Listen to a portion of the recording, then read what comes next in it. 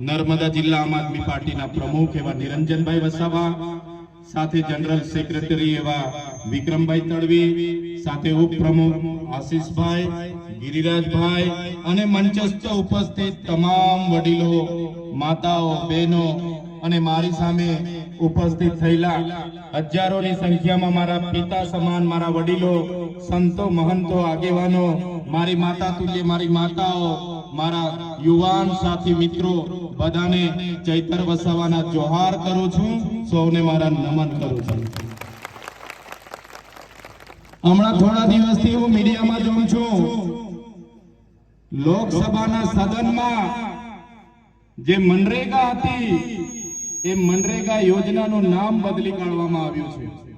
જાણો છો ને બધા, આ ભાજપની સરકારે એમણે કરેલા કૌભાંડોને છુપાવવા માટે, એમના નેતાઓએ કરેલા ભ્રષ્ટાચારને છુપાવવા માટે મનરેગા યોજનાનું નામ બદલવા માટે એક બિલ મંજૂર કર્યું અને બિલ લોકસભાના સદનમાં પાસ કરવામાં આવ્યું છે। ત્યારે આ ભાજપની સરકારને અમે આ મંચ પરથી કહેવા માંગીએ છીએ, મનરેગાનું નામ બદલવાથી તમારા બધા કૌભાંડો અમે ભૂલવાના નથી, એ ભ્રષ્ટાચારીઓને અમે છોડવાના નથી। આ નામ બદલનારી આ સરકાર તમે જોઈ લો, મનરેગાનું નામ જી રામજી, भगवान रामना नामे नाख्यु। जी रामजी, अमारा वडीलो, अमारा संतो, अमारा महंतो एमने कीधु रामजी तो आपणा हૈયે वसे छे, छता भाजपनी सरकार भगवान राम ने पण एमना कौभांडो छुपावा माटे उपयोग करे छे। ए सरकारने जाता હવે આપણે શું બોલવાનું? આપણે મનરેગાના કૌભાંડ, મનરેગાના ભ્રષ્ટાચાર આવું બોલતા હતા। હવે એવું ના બોલે, કેમ કે ભાજપ વાળાને શરમ આવે એટલે હવે જી રામજી નામ રાખ્યું એટલે હવે આપણાથી જી રામજીના કૌભાંડ એવું બોલાય ના બોલાય? जी रामजी ना कौभांड आपणाथी बोलाय ना बोलाय? जी रामजी ना भ्रष्टाचारीओ आपणाथी बोलाय ना बोलाय? એટલે આ નામ બદલવાની આ સરકારની જે આવડત છે એ સરકારને ઘડીકમાં નામ બદલે, ઘડીકમાં મંત્રીમંડળ બદલે, પણ આ મંચ પરથી હું કહેવા માંગુ છું, आ मंच परथी हूँ कहेवा मांगू छू, वडीलो, मारी माताओं, मारा युवानो, जो तमारो सहकार आज रीते अमने मळतो रह्यो तो 2027 में एमनी सरकार अमे बदली नाखीशुं।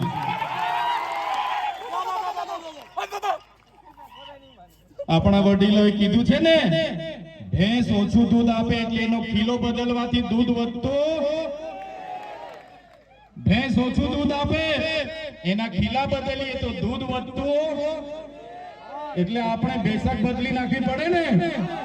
એટલે આ સરકારને પણ આપણે કહેવાનું છે, તમારા કૌભાંડો, તમારી નિષ્ફળતાઓ છુપાવવા માટે તમે મંત્રીમંડળ બદલો છો, એ મંત્રીમંડળ નવું આવ્યું એમાં પણ કઈ હવા છે નથી, એટલે 2027 માં અમે સરકાર બદલી કાઢવાના છે।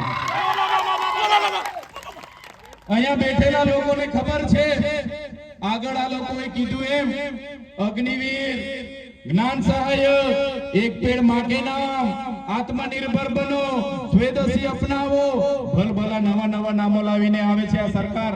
रथ यात्राओ काढे छे, त्यारे आजे आपणा विस्तारनी हालतनी वात करूं तमने। अहींया बेठेला કેટલાય વડીલો એવા છે એમની પોતાની જમીનો આ નર્મદા ડેમમાં ગઈ છે। અહીંયા બેઠેલા કેટલાય વડીલો એવા છે જેમની જમીનો આ કરજણ ડેમમાં ગઈ છે। અહીંયા બેઠેલા કેટલાય વડીલો એવા છે જેમની જમીનો આ નર્મદાની મુખ્ય કેનાલમાં ગઈ છે।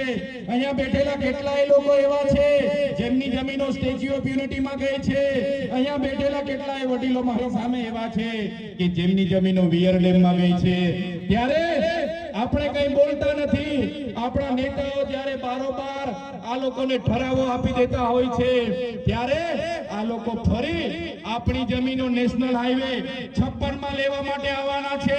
આપણી જમીનો હાઈ સ્પીડ કોરિડોર જે અંકલેશ્વરથી એકતાનગર આવે છે એમાં જમીનો લેવા માટે આવવાના છે।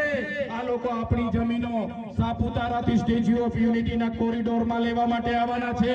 મારા વડીલો, મારી માતાઓ, મારા યુવાનો, આ લોકોને આ મંચ પરથી આપણે કહી દેવાનું છે કે હવે અમે વિકાસના નામે એક ઇંચ પણ જમીન આપવા તૈયાર નથી. અમે આટલી મોટી જમીનો આપી, અમારા ગામો ને ગામો ઉઠી ગયા, અમારો પરિવાર વિખરાઈ ગયો, અમારો સમાજ, અમારી સંસ્કૃતિ, અમારી પ્રકૃતિથી અમે છિન્ન ભિન્ન થઈ ગયા. કોઈ સાવલી રહી છે, કોઈ ડભોઈ રહી છે, કોઈ સૌરાષ્ટ્રમાં ગયા, કોઈ કચ્છમાં ગયા, કોઈ દક્ષિણ ગુજરાતમાં છે. અને આજે નવી વસાહતોની હું વાત કરું, એમને નોકરી સામે નોકરી આપવાની વાત હતી, એને એક પરિવારમાંથી પણ આજે એક જણને નોકરી નથી મળી. એને જમીનો સામે જમીનો આપવાની વાત હતી, એમને પિયત જમીનો આપવામાં નથી આવી. એમને સિંચાઈનું પાણી મફત આપવાની વાત હતી, આ સરકારે સિંચાઈનું પાણી પણ નથી આપ્યું. એમને ખેતીવાડીની મફત વીજળી આપવાની વાત હતી, આ સરકારે એમને મફત વીજળી પણ નથી આપી. ત્યારે એ જ પવિત્ર ભૂમિ પરથી મારા ક્રાંતિકારી લોકોને કહેવા માંગુ છું, આ સરકાર એ ઉદ્યોગપતિઓની સરકાર છે. ત્યારે આવનારા દિવસોમાં સરકારને ઉખેડીને આપણે ફેંકી દેવું પડશે. આપણી સામે આપણી બહેનોના ઝૂંપડા જ્યારે તોડતા હતા, અમે જ્યારે ડેડિયાપાડાથી અમારી દક્ષાબેનનો ફોન આવ્યો, રાતે ફોન આવ્યો, ચૈતરભાઈ 2 વાગે આવીને પોલીસ વાળા અમને ઘરમાં પૂરી દીધા છે, બુલડોઝરો લઈને આવ્યા છે, 700-800 પોલીસ છે, અને એક બાજુથી ઘરો તોડતા તોડતા 34 લોકોના ઘર તોડી નાખ્યા. બહેનો અમને ફોન કરે રડતા જઈને, અને અમે ત્યાં પહોંચવાના પ્રયાસો કર્યા. પોલીસ અધિકારીઓ અમને રસ્તે રોકી લીધા, કોર્ડન કર્યા, અમને લઈ જવાના પ્રયાસો થયા. ત્યારે એક કેવડિયાવાળી બહેનો બિચારાના ઘરો તોડી નાખ્યા. મારા સાથીઓ, જે લોકોએ ડેમમાં જમીનો આપી, જે લોકોએ વિયર ડેમમાં જમીનો આપી, જે લોકોને રોજગારીના નામે સ્ટેચ્યુ ઓફ યુનિટીમાં જમીનો આપી, આ લોકો સ્ટેચ્યુ ઓફ યુનિટીમાં રોજગારી આપીશું એમ કરી કરીને જમીનો તો છીનવી લીધી, પણ રોજગારી ના મળીને આપણી બહેનો નાની દુકાનો ચલાવતી હતી, એ દુકાનો પર પણ બુલડોઝર ફેરવવામાં આવ્યો. ત્યારે આવનારી ચૂંટણીમાં આ લોકોને એ બુલડોઝર ફેરવવા ભાજપના નેતાઓને ઈંટનો જવાબ પથ્થરથી આપણે આપી દેવાનો છે. શું વાંક હતો એ કેવડિયાની બહેનોનો? શું વાંક હતો એ ગરુડેશ્વરના લોકોનો? એમણે જમીનો આપી એ વાંક, એમણે નર્મદામાં જમીનો આપી આપણો ગુનો છે, આપણે વિયર ડેમમાં જમીનો આપી આપણો ગુનો છે, આપણે સ્ટેચ્યુ ઓફ યુનિટીમાં જમીનો આપી આપણો ગુનો છે. તો પછી કેમ આપણી બહેનોના ઘરો તોડવામાં આવ્યા?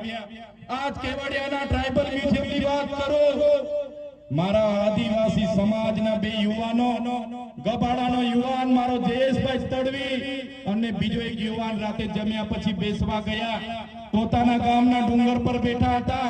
એમને શું ખબર હતી કે બહારના લોકો આવીને એમને પકડીને મારી નાખશે? એ બંને યુવાનો એક ને એક દીકરા હતા, પોતાના પરિવારના કમાનાર વ્યક્તિ હતા. બહારના કોન્ટ્રાક્ટરના માણસોએ એમને માર્યા, એમને બાંધી મૂક્યા. એટલો માર માર્યો, મારા ભાઈઓના આખા શરીર કાળા કાળા થઈ ગયા. એમની સરકારનો એક પણ નેતા એ પરિવાર સાથે નહોતો, પોલીસ એ પરિવાર સાથે નહોતી. અમે અમારી પૂરી ટીમ સાથે દવાખાને ગયા અને મરનાર દીકરાઓને ન્યાય મળવી જોઈએ, FIR થવી જોઈએ એ વાત અમે કરી, અને બાદમાં પોલીસ અને સરકાર સક્રિય અને એક્શનમાં આવી.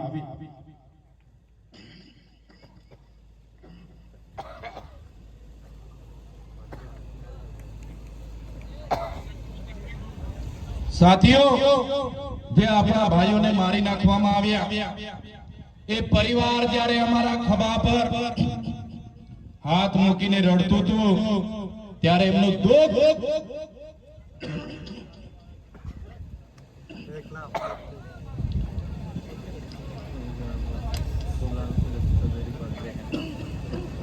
એ આપણા 2 યુવાનોને આખી રાત બાંધીને એટલો માર માર્યો, બંને યુવાનો અધમુવા થઈ ગયા. એ પરિવારના લોકો પોલીસ વાળાને વિનંતી કરે કે ભાઈ અમારા છોકરાની કાર્યવાહી કરો. અહીંના ભાજપના ધારાસભ્યને સાંસદને ફોન કર્યો, કે બહારના લોકોએ બરોડા અમદાવાદની એજન્સીના માણસે અમારા દીકરાઓને મારીને મારી નાખ્યા? કોઈ જવાબ નહીં આપે, તંત્ર જવાબ નહીં આપે, નેતાઓ જવાબ નહીં આપે. અમને રડતા જઈને ફોન આવ્યો સવારે 8 વાગે. મને કીધું, ચૈતરભાઈ, અમારા દીકરાઓને મારીને મારી નાખવામાં આવ્યા છે, તમે હોસ્પિટલે આવો. અમે હોસ્પિટલે પહોંચ્યા. એ જયેશભાઈના મમ્મી અને પપ્પા, એ બીજા ભાઈ હતા, એના મમ્મી અને પપ્પા અમારા ખભા પર હાથ મૂકીને રડે.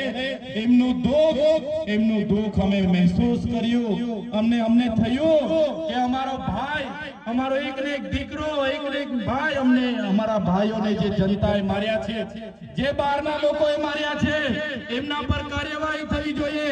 અમે ત્યાં મોરચો લઈને ગયા, એસપી કચેરીએ ગયા અને કાર્યવાહી કરાવી. ત્યારે એ દીકરાઓને ન્યાય મળ્યો, એમને વળતર મળ્યું. ત્યારે નેતાઓને હું કહેવા માંગુ છું, જ્યારે કેવડિયામાં એ 2 યુવાનોને મારી નાખવામાં આવ્યા, જ્યારે દિવાલ ખસી પડી ત્યાં 3 યુવાનો મરી ગયા, તિલકવાડામાં હમણાં 2 યુવાનો મરી ગયા, ત્યારે યુવાનોની વાત કરવા માટે કોઈ આવ્યું નહીં.